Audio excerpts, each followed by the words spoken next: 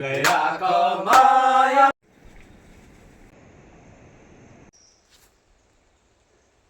पुगेर खाजा खाँदैछौँ। डल्ले हाम्रो नमस्ते साथीहरू, गाउँले जीवनमा स्वागत छ। आशा छ हजुरहरू जाति कुशल हुनुहुन्छ भनेर। र आज भने चाहिँ मैले मेरो पुरानो भिडियो लिएर यसरी उपस्थित भएको छु। र आजभन्दा 9 महिना अगाडि चाहिँ हामी 3 दिनको लागि ट्रेकिङ गएको थियौँ। यहाँ वरिपरिको नजारा हजुरहरूलाई देखाउन चाहेको थिएँ। र मेरो केही समस्या आएको कारणले गर्दा यो भिडियो लिएर उपस्थित हुन सकेको थिइनँ। र मेरो भिडियो चाहिँ लामो छ र यो लामो भिडियोलाई चाहिँ म पार्ट पार्ट गरेर यसरी हजुरहरूको माझमा ल्याउने छु र हजुरहरूले हेरिदिनुहुन्छ, मन पराइदिनुहुन्छ र विश्वास साँचेको छु। आउनुहोस् यो जङ्गलको भिजिट गरौँ हामीसँग। आजको पनि हाम्रो चाहिँ यात्रा सुरु भइसकेको छ। मौसम भन्ने चाहिँ अलिअलि घाम लागेको छ, बादलहरू उडिरहेको छ। मौसम चाहिँ अहिले यस्तो छ।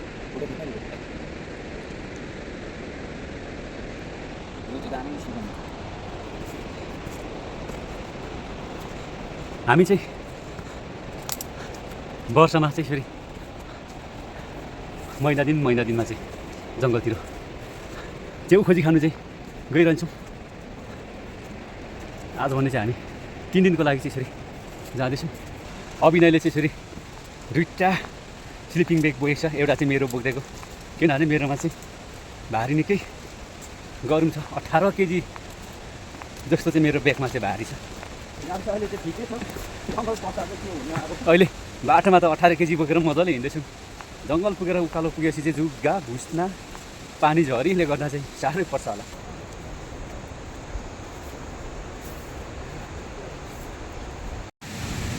यहाँ निकाल्छ जुगा चाहिँ यसरी आउँछ। दबाई पनि छ जुगाको। कहाँ छ हौ जुगा? यो त हातमा बोक्नुपर्ने। भिजाउनु पर्छ त।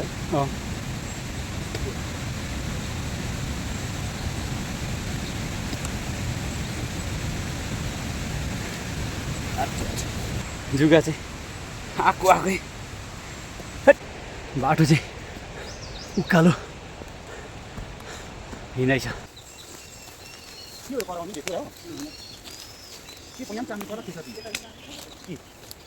होइन त्यो त त्यो होइन।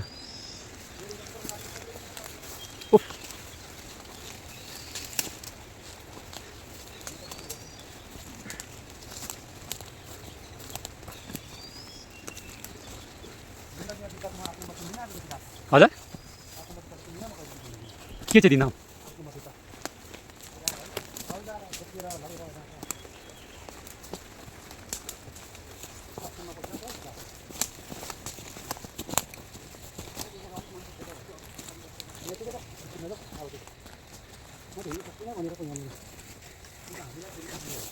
हिँड्नु नसक्ने मान्छे कुदेको हेर्दा चाहिँ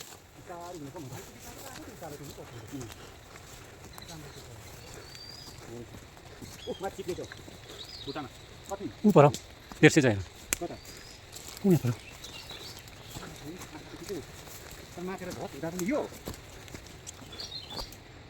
चिप्ले च्याउ थाक्रे च्याउ चाहिँ यसरी पाइन्छ। अलिकति भए पनि पाइयो। खै अब यो त अब अपरेसन गरिहाल्नेलाई भने अपरेसन काट्नु हुँदैन रहेछ गु खासमा। हो हातै टिप्नुपर्छ। टिपौँ साथीहरूले च्याउ फेरि पनि पाएछ।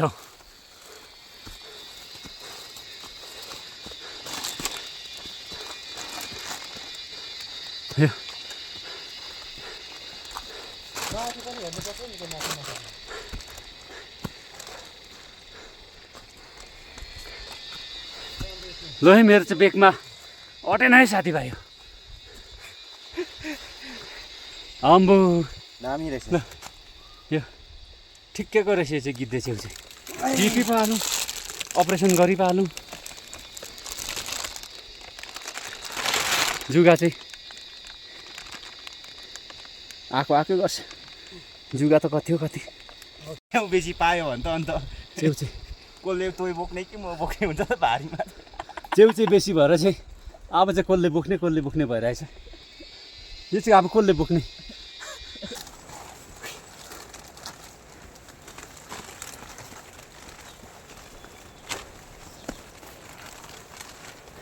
मौसम चाहिँ यस्तो छ। यहाँ चाहिँ धेरै धेरै ठुल्ठुलो रुख छ हाम्रो जङ्गलमा चाहिँ।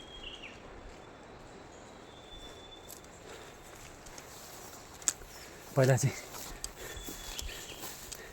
ठुल्ठुलो बाटो थियो, अहिले चाहिँ तर जङ्गल।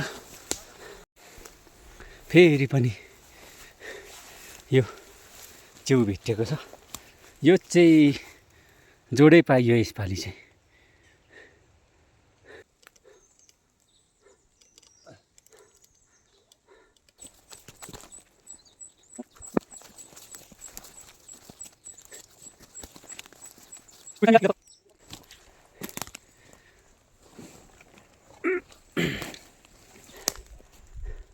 यस्तो छिर्छौँ भनेको त के छ चुना।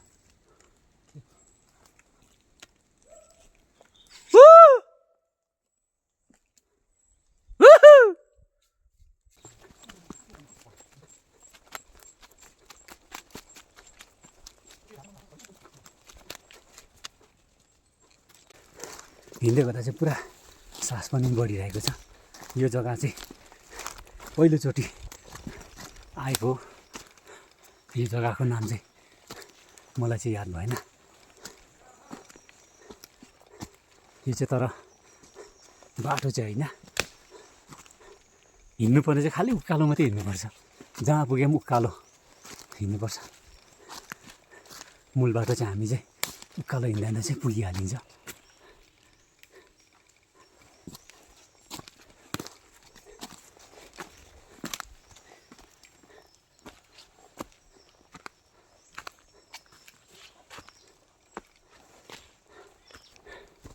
अहिले चाहिँ हामी अत्तले आइपुग्यौँ।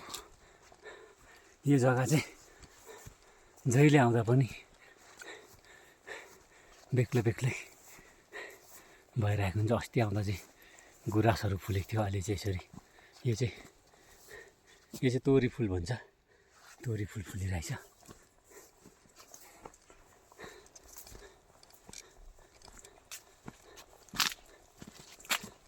खोर्सानी काँडा भन्छ, मजाले पाकेको छ। यो चाहिँ भालुले चाहिँ पुरा खान्छ। कस्तो हुन्छ टेस्ट गरौँ। तर तर हुँदैछ। तोरी फुल चाहिँ मजाले फुलेको छ।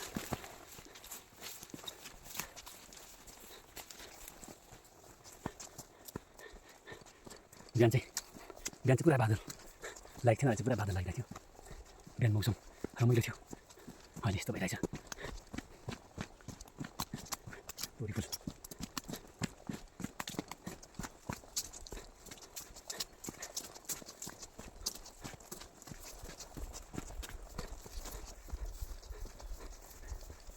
छेके देउराली डाँडा घुसेर कुहिरोले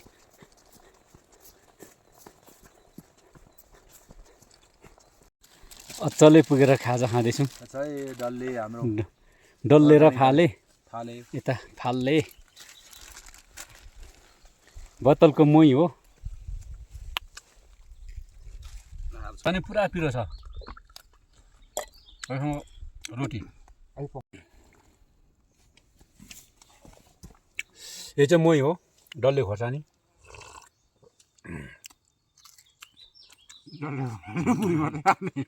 डल्ले खोर्सानी र मुही मात्रै मलाई दिएको छ साथीहरूले।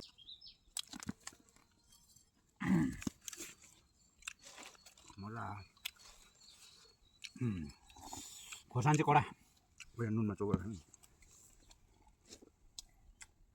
के हुन्छ नुनमा चोक्दा चाहिँ स्वाद हुन्छ नि। बम रोटी ला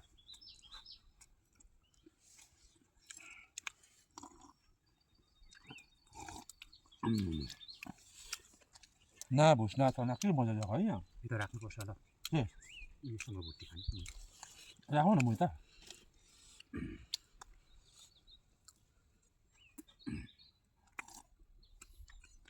घरमा मुही खाएको देखाएको त्यो सबै परेछ हाल्नु भयो।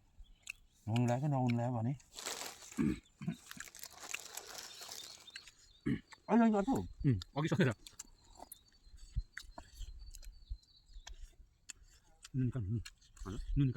बादल चाहिँ यसरी एकैछिनमा लागिहाल्छ। अहिले उक्रेको जग्गा चाहिँ अहिले अब एकैछिनमा फेरि घाम पनि लाग्छ।